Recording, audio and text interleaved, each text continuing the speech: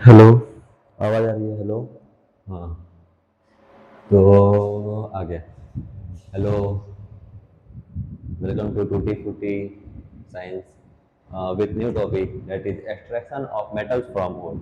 यानी कि मेटल्स को हम एक्सट्रैक्ट कैसे करते हैं, निकालते कैसे हैं उसके ओर से। ओर मतलब जो हम जो मतलब प्योर मेटल को जो हम निकालते हैं तो ओर उसका ओर मिलता है, ठीक है, ओर मिलता है यानी कि एक इम्प्योर फॉर्म मिलता है। इम्प्योर फॉर्म जिस हो गया वो ओर हो गया। तो ओर में से हम मेटल को निकालते हैं। कैसे मेटल को निकालते हैं, उसके तीन प्रोसेसेज हैं। कंसंट्रेशन क्या होता है, फ्लो चार्ट के द्वारा हम समझेंगे इसको। मैंने ये फ्लो चार्ट बनाया है विद द, ठीक है, मैंने इसके फ्लो चार्ट बनाया है क्योंकि आपको समझाने में आसानी हो जाए।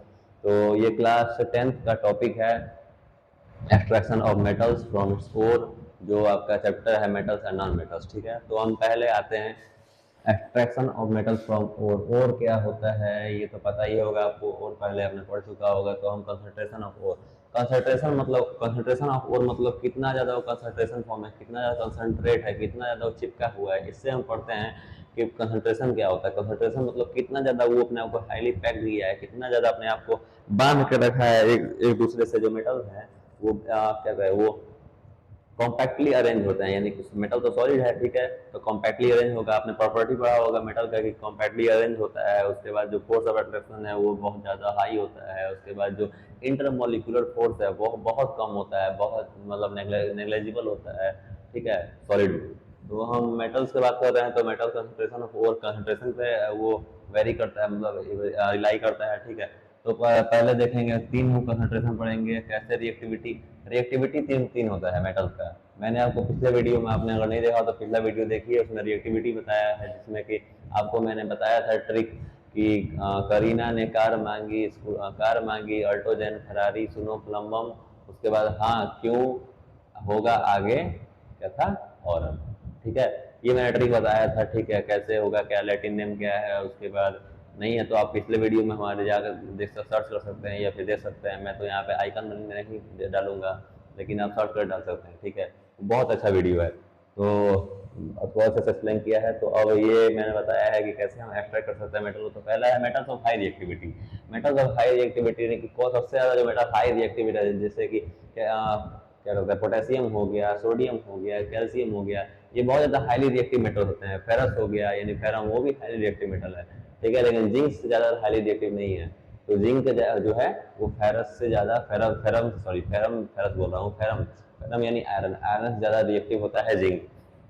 तो हाई रिएक्टिविटी, जो हाई रिएक्टिव मेटल होता है उसको हम इलेक्ट्रोलिसिस ऑफ मोल्टन और, इलेक्ट्रोलिसिस मतलब जो इलेक्ट्रिसिटी की हेल्प से हम मोल्टन और यानी कि जो पिघला हुआ और होता है आयरन का, मेटल का, उसको हम तोड़ते हैं लाइट के, लाइट नहीं, बिजली के द्वारा, इलेक्ट्रिसिटी के द्वारा, उसे हम इलेक्ट्रोलिसिस करते हैं मोल्टन और का, ठीक है।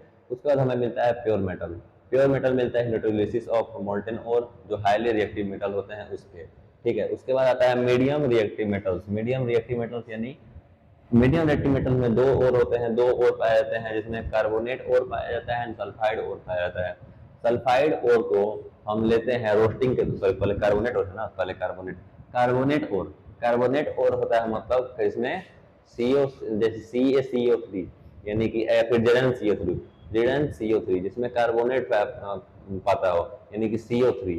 कार्बोनेट जो जिसमें तीन एटम होते हैं ऑक्सीजन के, कार्बोनेट और कहलाता है, ठीक है।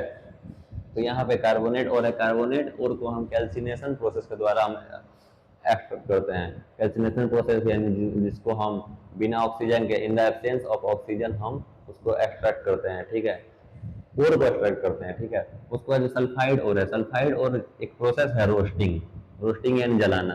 कैल्सिनेशन मतलब भी जलाना होता है। जब हम कार्बोनेट और को जलाते हैं in the absence of air यानी कि oxygen, in the absence of oxygen, और जितना मतलब वैक्यूम में समझ समझ लो जलाते हैं, तो उसे हम कहते हैं कैल्सिनेशन, ठीक है। वही जो सल्फाइड और को हम जो रोस्टिंग करते हैं यानी कि जो जलाते हैं, हीट करते हैं, बहुत ज़्यादा हीट देते हैं, ठीक है, तो वो in the presence of oxygen यानी कि प्रेजेंस O2 होता है, यहाँ पे O2 होता है, यहाँ पे O2 नहीं होता है, ठीक है। तो कैल्सिनेशन O2 के एब्सेंस में होता है, रोस्टिंग जो होता है वो O2 के यानी ऑक्सीजन के प्रेजेंस में होता है। O2 जो पाया जाता है वो मॉलिक्यूलर फॉर्म में पाया जाता है ऑक्सीजन, इसलिए मैंने O2 लिखा है। रोस्टिंग जो है ठीक है। सल्फाइड ओर को एक्सट्रैक्ट करने के लिए होता है, कार्बोनेट ओर को एक्सट्रैक्ट करने के लिए कैल्सिनेशन होता है। इससे हमें मिलता है oxide of metal, metal oxide मिलता है। जैसे कि एग्जांपल है, रोस्टिंग का एग्जांपल लेता हूँ, जेड एन एस का हमें ऑक्साइड मिलता है। अगर हम इसको हीट करेंगे in the presence of oxygen तो हमें ZnO प्लस एस मिलेगा, SO2।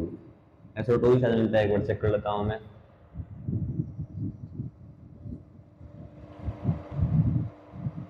हाँ, सही हूँ, ठीक है। तो जब हम ऑक्सीजन के प्रेजेंस में, ऑक्सीजन के जब प्रेजेंस में हम जिंक सल्फाइड ओर को हम एक्सट्रैक्ट करते हैं, हीट करते हैं ऑक्सीजन के प्रेजेंस में, तो हमें मिलता है ZnO यानी कि zinc oxide and sulphur dioxide, ठीक है। तो ये हमारा इंपॉर्टेंट है, जिंक ऑक्साइड ऑफ मेटल मिल गया, ऑक्साइड ऑफ मेटल। उसके बाद रिडक्शन टू मेटल, उसमें हम रिडक्शन प्रोसेस करते हैं, यानी उसको आए के प्रोसेस है रिडक्शन। इसमें हम किसी और ज़्यादा मतलब क्या करते हैं उसको, किसी और मेटल को हम किसी और कंपाउंड को लेके हम उसके साथ रिएक्शन कराते हैं, तब हमें मिलता है ये जो होता है प्योर मेटल मिलता है, तब हम प्योर फॉर्म मेटल मिलता है। ये भी pure metal form, pure metal पाने के लिए हमें किया जाता है ये प्रोसेस, ये भी प्योर मेटल पाने के लिए प्रोसेस होता है, किया जाता है। रिडक्शन ऑफ मेटल जो कैटलिस्ट को यूज करके हम रिडक्शन ऑफ मेटल करते हैं, तो उसके बाद हमें मिल जाता है प्योर मेटल। यहाँ हमें प्योर मेटल मिल जाता है। थोड़ा सा इम्प्योर होता है जिसको हम प्यूरिफिकेशन ऑफ मेटल होता है, क्योंकि मीडियम रिएक्टिव मेटल है, कम रिएक्शन करेगा, तो इसका मतलब कम रिएक्शन करेगा तो जल्दी नहीं पा पाएंगे, जानते ही हैं। तो कम रिएक्शन का ज़्यादा प्रोसेस करना पड़ेगा, ज़्यादा उसको पीसना पड़ेगा। जैसे कि होता है ना आटा, आटा कैसे पाते हैं हम, पहले गेहूं को धोते हैं, फिर मतलब पहले गेहूं को काटते हैं, ठीक है, गेहूं को नहीं फसल काटते हैं, फिर से गेहूं को लेते हैं, फिर से गेहूं को धोते हैं, गेहूं को पीसते हैं, फिर से हमें आटा मिलता है। तो वैसे ही है metals of medium reactivity, medium reaction करेगा तो मतलब जितना ज़्यादा रिएक्ट करे तो उतना ही कम जल्दी पे हो पाएगा, ठीक है। कम टाइम, ज़्यादा टाइम लगता है, इसलिए ज़्यादा टाइम लगता है। तो कार्बोनेट और उसको सल्फाइड और को हम लेते हैं, कैल्सिनेशन प्रोसेस के द्वारा करते हैं, रोस्टिंग प्रोसेस के द्वारा करते हैं, इससे हम ऑक्साइड ऑफ मेटल मिलता है। ऑक्साइड ऑफ मेटल का एग्जांपल ये हो गया, एक एग्जांपल ये दे दिया मैंने। रिडक्शन ऑफ मेटल करते हैं, रिडक्शन टू मेटल करते हैं, उसे रिड्यूस करते हैं किसी कैटलिस्ट के यूज़ करके। उसके बाद हमें मिलता है प्योरिफिकेशन ऑफ मेटल करते हैं, यानी कि प्योरिफिकेशन ऑफ मेटल वो अंदर की टॉपिक है जिसको आपको जानने की जरूरत नहीं है। प्योरीफाई करते हैं मेटल को, कुछ प्रोसेस के द्वारा प्योरीफाई करते हैं। उसके बाद आता है हमारा metals of low reactivity series. Metals of low reactivity series, metals of low reactivity series में क्या आ गया, मैंने आपको पहले पढ़ाया था, पिछले वीडियो में बताया था कि हाँ क्यों होगा आगे और हम, तो हाँ यानी कि हाइड्रोजन, हाइड्रोजन को रिमूव कर देंगे हम, तो उसके बाद आएगा कॉपर, उसके बाद आएगा मर्क्यूरी यानी Hg होगा, या उसके बाद आएगा ऑरम, ऑरम इसे पीछे आगे कर सकते हैं, उसका अर्जेंटम सिल्वर। इन चार मेटल को हम इस सीरीज में करते हैं, ठीक है। क्यू होगा आगे ऑरम, इसको हम इससे करते हैं, ठीक है। मेटल्स और लो रिएक्टिविटी सीरीज में आता है, इसके द्वारा हम एक्सट्रैक्ट करते हैं मेटल्स, प्योर मेटल को फॉर्म एक्सट्रैक्ट करते हैं। ये जो है, ये चारों मेटल है, ये सल्फाइड ओर में पाया जाता है। सल्फाइड ओर का यानी यहाँ एग्जांपल लिख देता हूँ, Cu2s, Cu2s, Cu2s जो है वो सल्फाइड ओर है।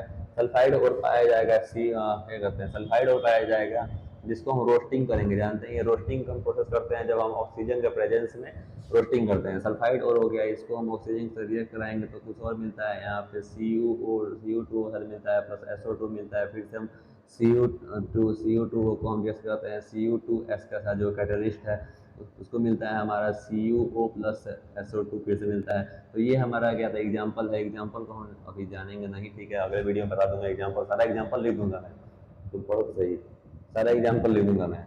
उसके बाद सल्फाइड और मिलता है, ठीक है। उसके बाद रोस्टिंग का प्रोसेस द्वारा रोस्ट करते हैं, जलाते हैं, उसको हीट करते हैं ऑक्सीजन का प्रेजेंस में, तो हमें मेटल मिलता है, प्योर मेटल मिल गया हमें। प्योर मेटल थोड़ा सा इम्प्योरिटी होती है, जिसको हम गैंग फॉर्म में पाया जाता है, गैंग फॉर्म में इम्प्योरिटी पाई जाती है।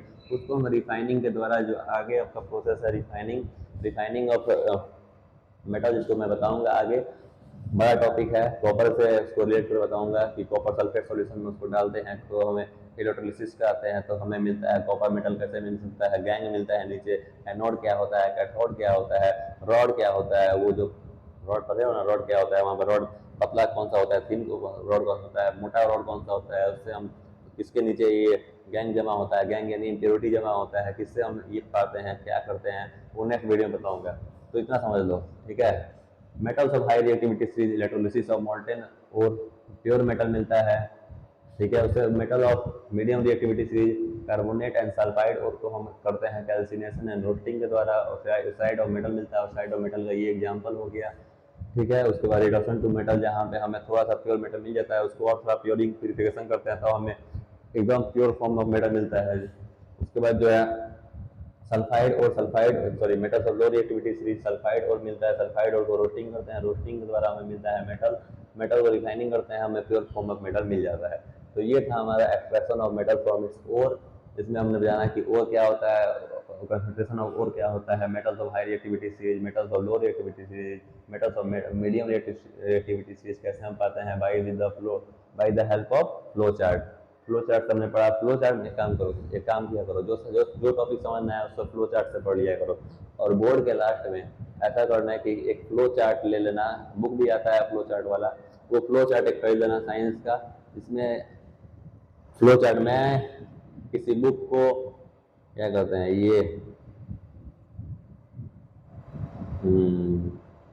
कर दूँ क्या, बता दूँ कैसे कैसे मैंने पढ़ा था। ठीक है, बताता हूँ। मैंने अरिहंत का बुक लिया था जो ऑल इन वन आता है, ठीक है। ऑल इन वन बुक से सफिशियंट है, उसके अलावा उसके बाहर से कुछ नहीं आएगा। मैथ का ऑल इन वन मत लेना, मैथ का आर डी शर्मा है, आर एस अग्रवाल लाना। बाकी बाकी जो साइंस है, हिंदी है, बाकी जितना सब्जेक्ट है सब उसमें ऑल इन वन में सब चीज़ दिया है, सब चीज़ दिया है।